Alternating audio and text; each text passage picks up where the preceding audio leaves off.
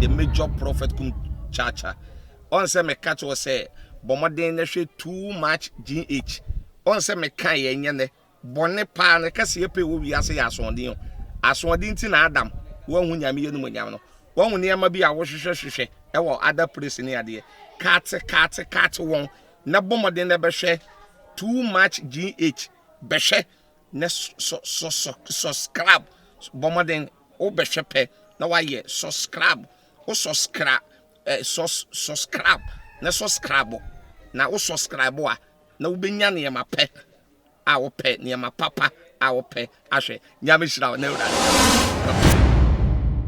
Ebusuafo me mamo akwaba stronko eba too much GH munuaba musumfo na ama owusa enie na medibedwa se ya na ensema esi ewoye mangane mu ahasen na enyia so se yedi eka no na medebetu da emamo ahwefo na ebiem so etiefo se na mo nso metimi atibi ewo mu ebusuafo se adai de Ghana ha ayehyepa te se ensema ebobo ba che se Ghana enche oja kese bi beyi ni ti ewo yentem na ninya ejuna eye expose ya sa brewe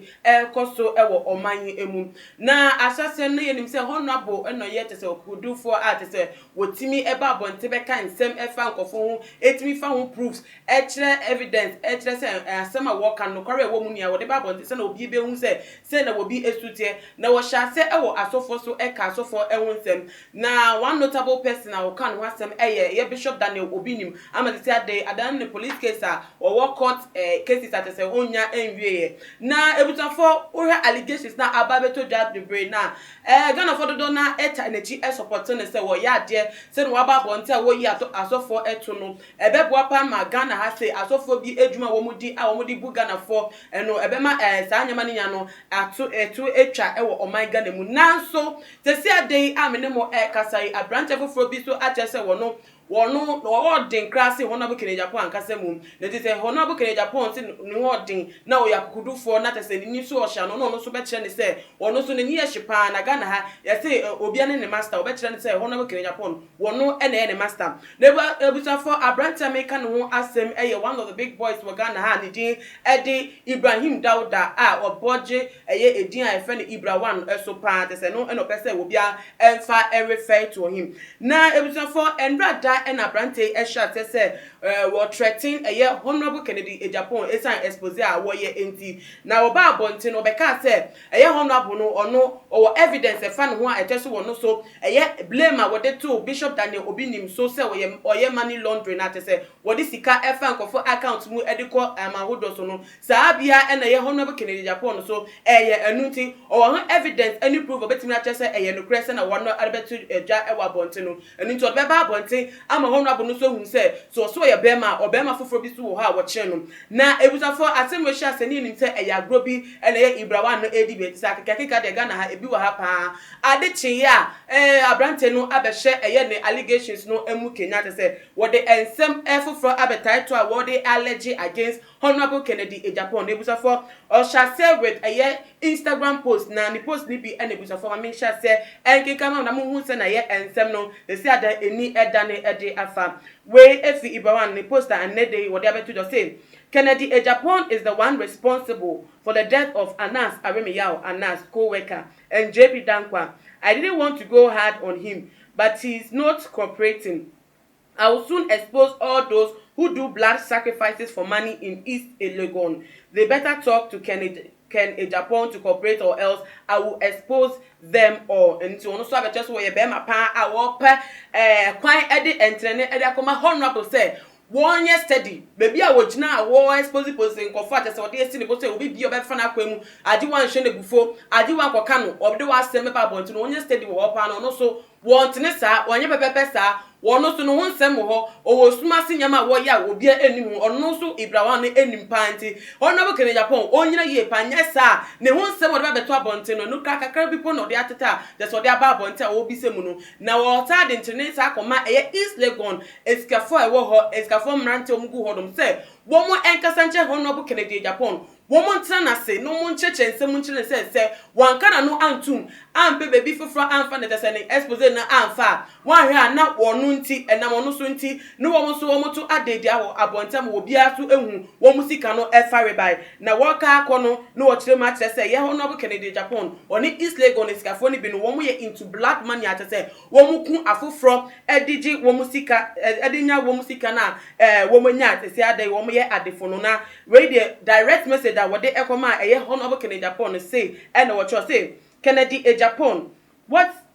were you doing in the house of JB Dankwa at the time of his death? Come out and also speak on what happened to the 4 Takrade girls and also how the CID Tiwa was replaced. Are these not your numbers? Away or carry a yepe and what they messages be I to us or GD say ye honorable and a tro ye at the blend no I any discuss it and find maybe a year money laundering and send be nebium so what the honorable Kennedy Japan need contact details no edit to say or 4 numbers but ye 2 numbers pe and to me edit chair I want the Instagram post no emu nebusa for or has in some no any echo any allegations are sorry editor honorable Kennedy Japan so what no be jina se be manu afeti Ibrah one and na say to kwana ni be dane akwa another way no there Ghana ha yeti ha ye hwenim say ye be hu say na ensem no eba kowie na ebuso for Ghana for so atchoma because say dey there wo bia aye alert wo bia bia na so wo bia bia nani wo bia pede beba because allegations na eba ni there e serious pa because take dey for girls na ira Ghana ha na ye hu we see say omo wa ha omo hye ha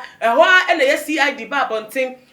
tiwa obeka kire eye Ghana for say enkola no woni bebi a wo mo na wo ka wie no no agasa sa ba biem betesa na no say enkola no ono an kan so abeto just still na ye hu bebi o mo ente be Ghana for eni ebusuafo ma kire o ma de hye no wo mo nkoma koma tum wo mo yem na police for no edi nsem na chi a wo mo ye nhwemu emu on ma ena biem na sabeto just say enkola no wo ma wu kra ma kom dompe atese ye ko discover dompe no wo bi bebi a abrante na yesusu say wo ye guilty for the crime no na wo tete wo honom na ebutafo say na sesi ade Ibrah one edi allegations we to honorable Kennedy Japan Ghana first that ebisa say enu tebetima ba ne say enkofo titro Ghana ha say eta ye kire ena nkola fo ne timi ira otakrade atese ye say eweye no kra ko ka che busuafo ne say wo mo de hye no ewu anase die pa ena ekoso ama Ghana fo enia ya let pa se na mechanical no na anse na ye beko emu no ma making kan comment bi a abeto dwa efa eye Ibrah one ni expose a ono so achase a wo ya a wo de ni main target aye honorable Kennedy Japan